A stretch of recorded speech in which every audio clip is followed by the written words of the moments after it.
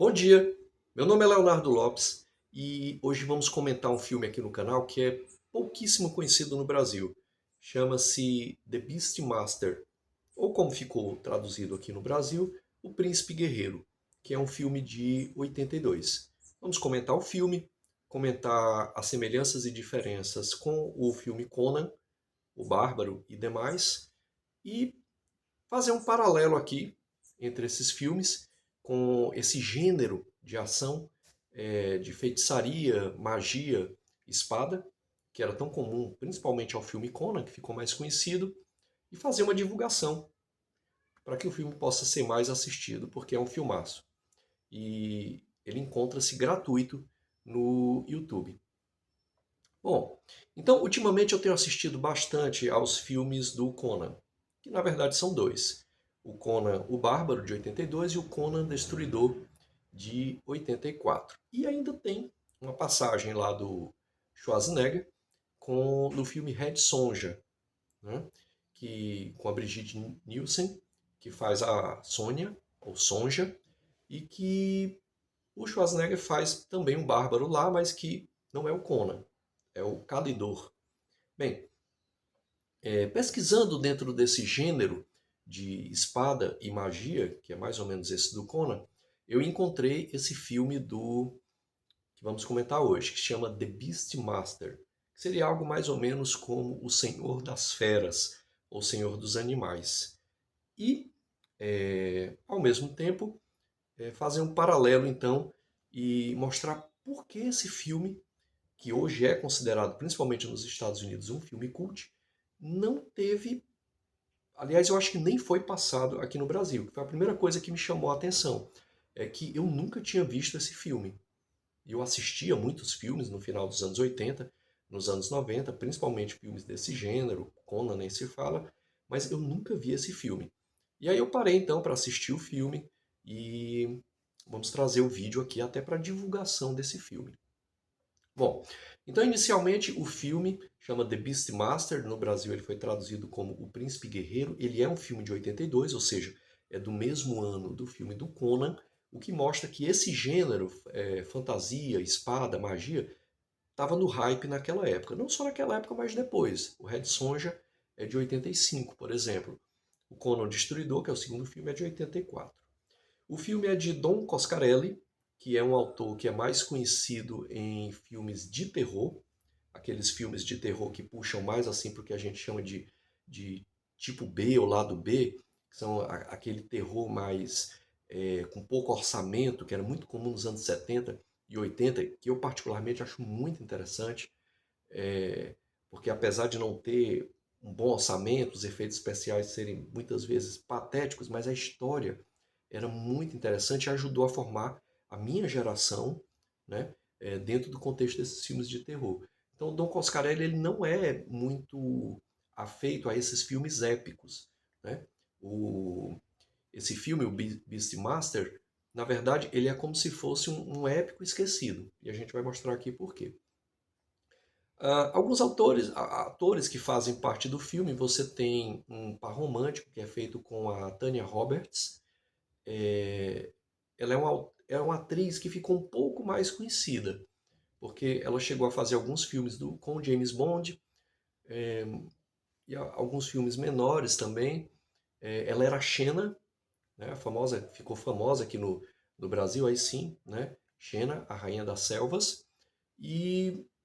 Mas, enfim, não passou muito além disso, né? Infelizmente ela morreu em 2021, aos 71 anos. Ela faz o par romântico com o grande protagonista do filme, que é o Mark Singer, ou Singer, né? Ele é um ator canadense e que faz o papel aqui do Dar no Senhor das Feras, né? Ou o Príncipe Guerreiro, como ficou conhecido. E, na verdade, esse foi o seu maior papel. Esse foi o seu maior papel.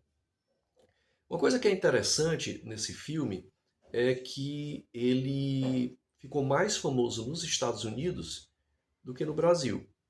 Nos Estados Unidos, ele ficou famoso porque era uma espécie de, como tinha aqui no Brasil os filmes de sessão da tarde, né, que passavam muito, Quem é dos anos 80, 90 vai lembrar bastante disso, até mesmo no início dos anos 2000. Aqueles filmes de sessão da tarde que se repetiam muito.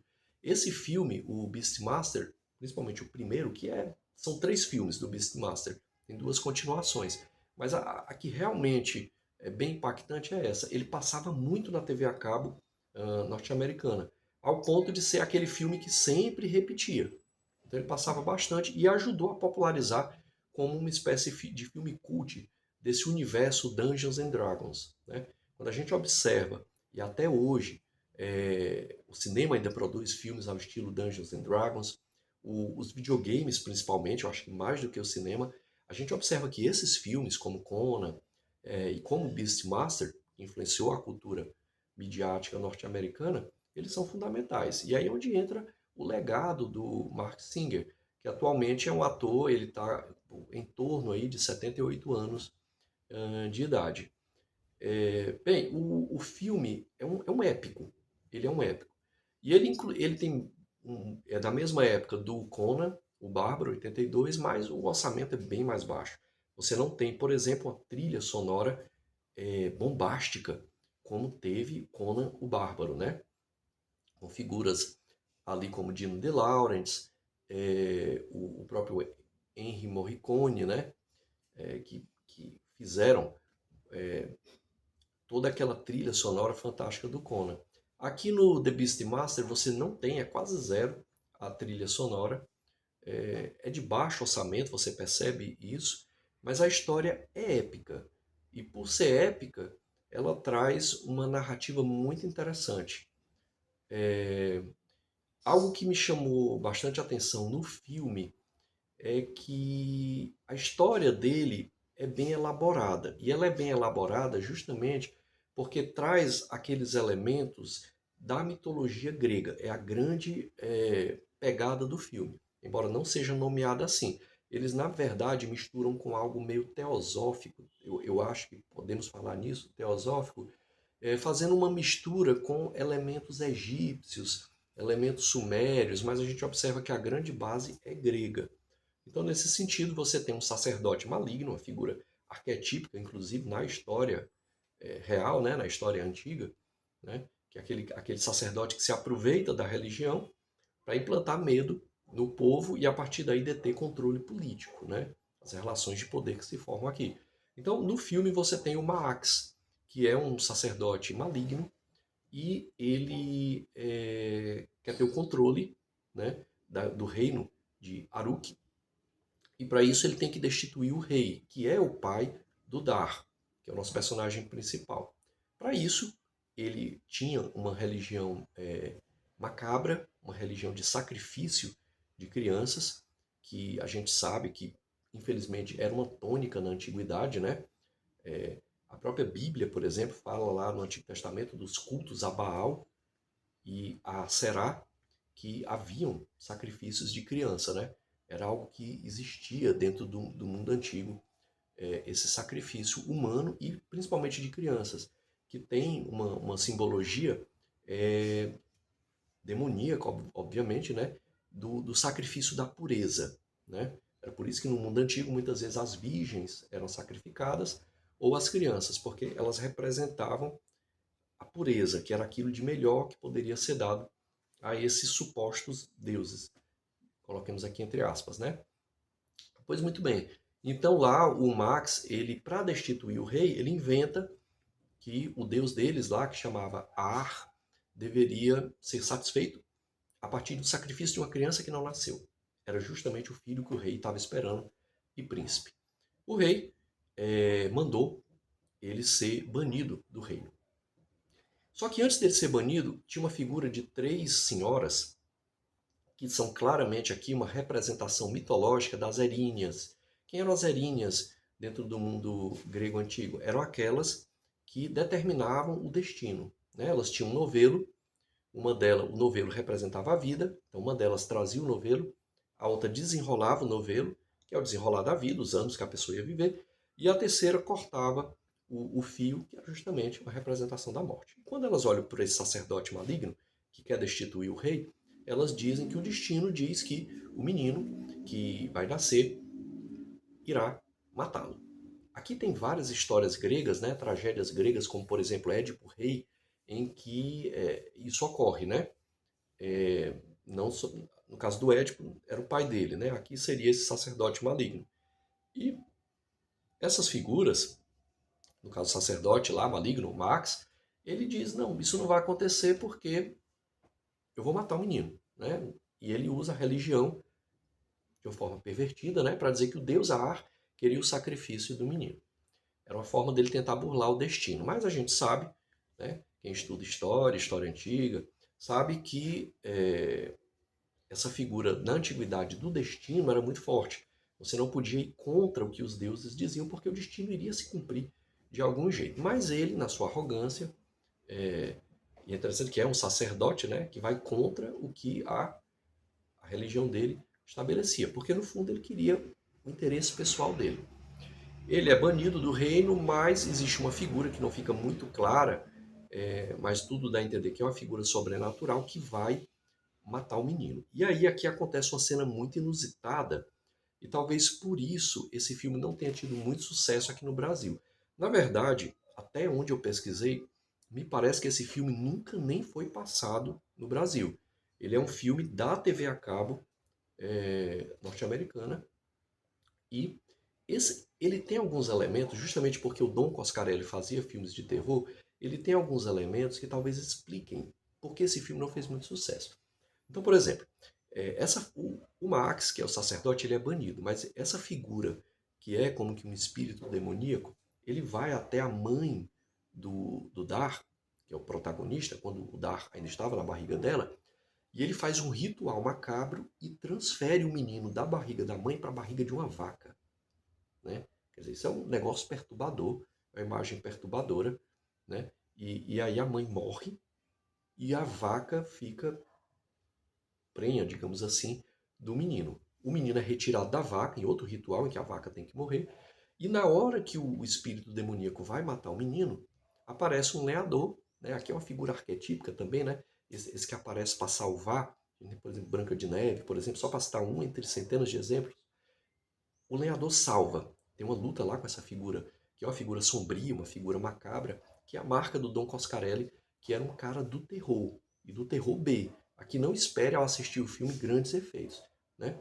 Então, ele salva o menino, leva o menino para a aldeia dele, cria o menino para, enfim, ser um aldeão, mas também ser um guerreiro, porque naquela época, né, nesse mundo antigo, digamos assim, os aldeões eles precisavam ser também guerreiros para proteger, né? Tanto a aldeia, as mulheres, as crianças, os idosos, enfim. O menino, o Dar, quando vai crescendo, e é por isso que o filme chama The Beastmaster, se percebe que ele tem uma ligação mística com os animais. Então, por exemplo, ele depois quando ele vai na jornada dele, ele tinha uma ligação com uma águia. E aí o que a águia via, ele via. O que dava uma clara vantagem para ele, porque a águia via adiante, e aí ele já sabia. Se tinha um inimigo vindo adiante, ele já sabia, né? Ele tem outros animais também, que ele mantém contato. Duas doninhas e também um tigre negro muito forte, muito robusto, que dá a ele habilidade de força. E essa é uma diferença para o Conan, por exemplo, né? Essa é uma diferença para o Conan. No Conan, o Conan era um guerreiro brutal. Aqui, o Dar, não. Ele é mais, digamos assim, sensível. Ao mesmo tempo, ele tem fragilidades. E dentro dessas fragilidades são supridas pela águia, que vem mais longe, pelo tigre, que tem mais força, e pelas doninhas, que têm astúcia e conseguem roubar as coisas para ele.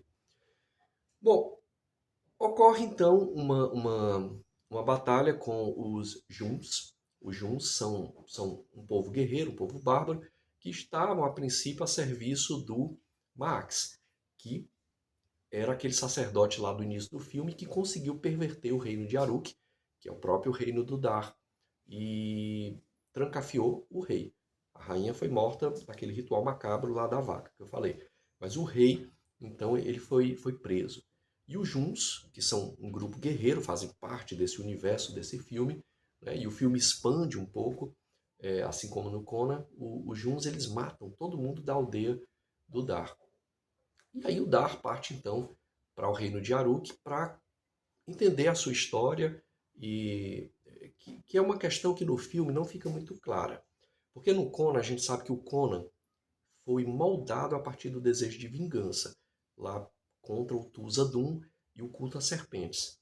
Aqui, o Dar, ele a princípio não tem esse desejo de vingança. Ele é um personagem bem menos sombrio do que o Conan, né? Mas ele vai mais para o Reino de Aruk para... Primeiro ele quer vingar lá os Juns, né? Ele quer destruir esse grupo dos chamados Juns, que são um grupo guerreiro que destruiu a aldeia dele, matou o pai dele e tal, a coisa toda, né? O pai dele, adotivo, que salvou ele lá quando ele era bebê. Pois bem, essa ligação com os animais eu tentei entender porque a princípio ela parece jogada. Mas depois a gente percebe que talvez seja pelo fato de ter havido essa transferência para o ventre da vaca, lá no início.